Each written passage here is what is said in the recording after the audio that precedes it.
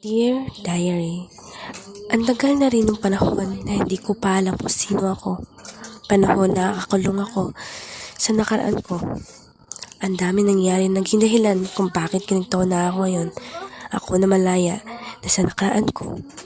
At ako na mas maging totoo sa sarili ko.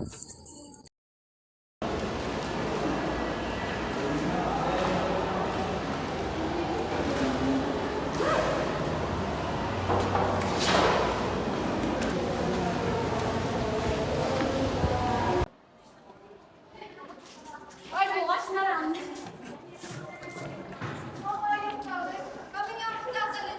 Uy, si Elena ba yun? Laro ka na. Uy, Elena, ikaw ba yan? Ay, kumusta ka na? Kayo ba yan? Mia Charles? Uy, kamusta? Ay, wait. Hello? Ay, yes pa. Ay, sorry, ay, Margie sa nila. Uy, wait lang. Ay, hello.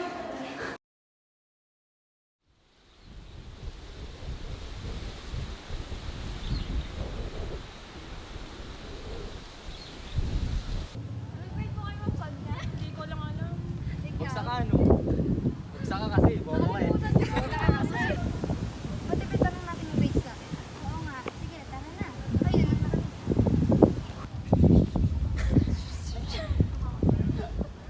Habait mo din, Elena. Tara, umupo dito. Pain. Oo, puto. Ganda ng pinilian.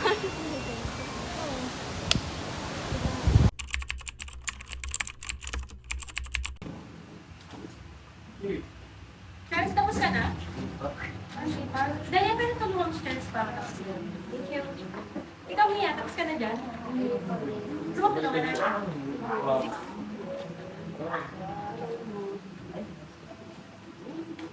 Alam mo niyo, yung mga nakaraan naka-stress, no? Ang dami nangyayari.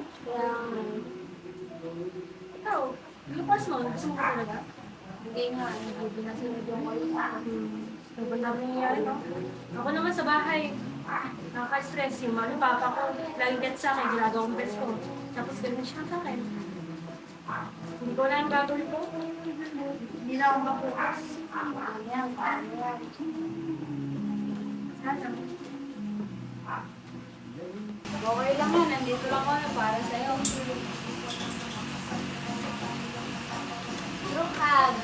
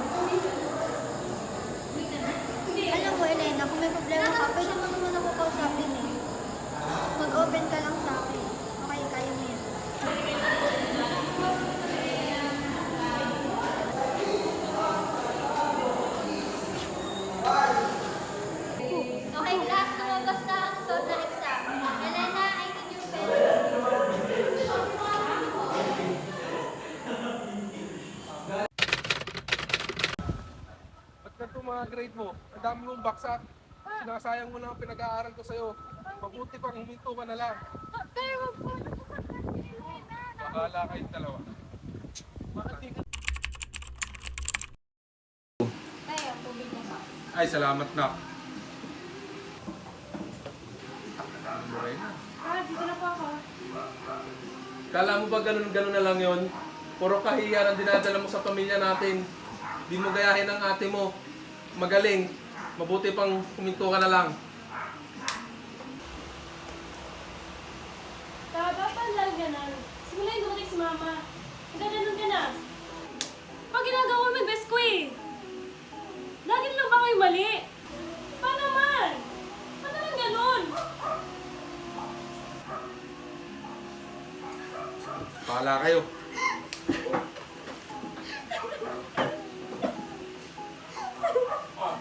Tapos. Oreo.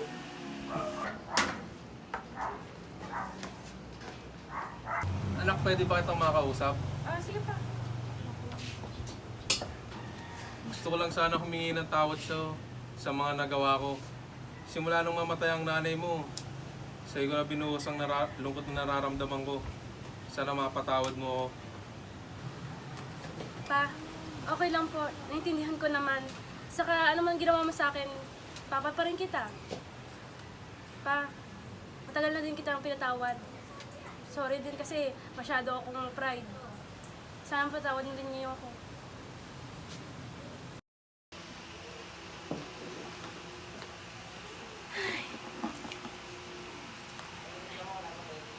Opo, kumain na ako. Ay, ba't ba ganito na nararamdaman ko? Oh my God, kung gusto mo ba ako sa kanya? Hindi pwede, hindi pwede. Okay. Hello, Mia? Saan ka? May gusto sana ako sabihin sa'yo. Tayo mo ko dito sa tapat ng ng aming bahay. Sige. Bye. Ay, Mia! Nandiyan ka na pala. Uy, Lana, ano yung sasabihin mo? Kasi Pangalan mo? matagal ko na kasi gusto sabihin sa'yo ito na tagal na tayo magkaibigan. Pero itong nararamdaman ko, kakaiba eh.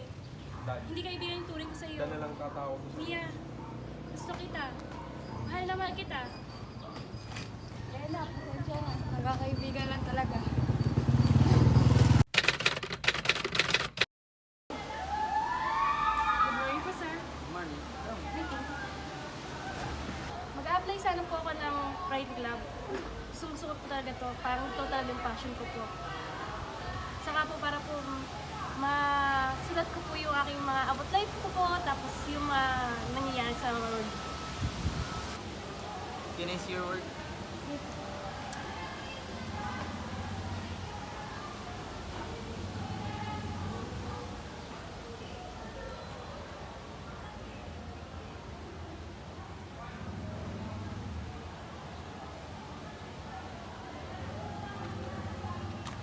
I love your work. I can feel your passion and desire to write.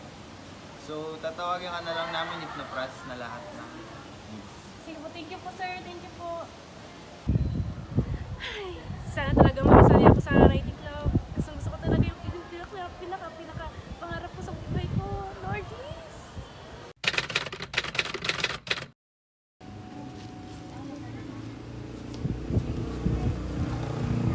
Hey, Lorena, nandiyan ka na. Uy, kamusta kayo? Okay lang. Kamusta yung Ngayon, kamusta na kayo? Ito, engineer na. Tsaka architect naman siya.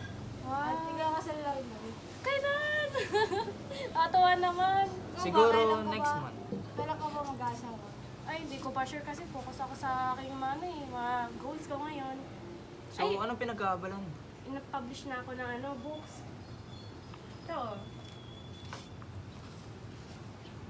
Magugustuhan niya yan. About naman to saan? Ay, about sa life, sa business ko rin. Ito, okay naman ako. May business na din, tapos leader din ako ng writing club, and nag-host na rin ako ng seminar about LGBTQ. Buti naman dito na tayo, natupad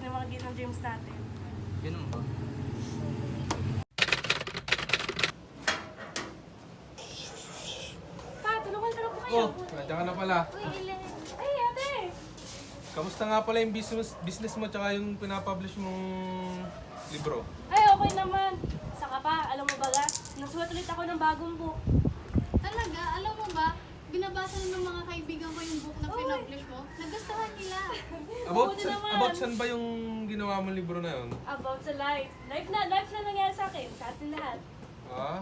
Proud na proud kami sa'yo na Thank you. Oh, pag nga ate. Ang daming masamang mga bagay at pangyayari ang nangyari sa akin noon. May pangyayaring humila sa akin noon at patuloy lang ako nakatago bilang dumating ang dalawa kong matalik na kaibigan na tumulong sa akin para makahon at malampasan ang mga pinagdaanan ko. Sila nagpalay sa akin na kaya ko palang bitawan ang mga nakaraan ko at mag-move forward. I appreciate myself friend dahil siya ang dahilan kung bakit nasa mabuting lagay ako ngayon. Kinaya niya na baguhin at iwanan ang masamang nakaraan niya. Kinaya niya baguhin ang sarili niya at hanapin kung sino siya. Matatag at walang sinusukuan. Masaya na rin ako ngayon dahil ayos na kami ng tatay ko. Madami man panahon na nasayang dahil sa hindi pagkakatindihan, unti-unti naman kaming bumabawi para sa isa. Masabi kong nakaya kong tumawid sa lahat ng pagsubok sa buhay ko. It took me a long time para makapunta kung saan ako ngayon. Sulit na sulit naman lahat dahil mas masaya na ako ngayon.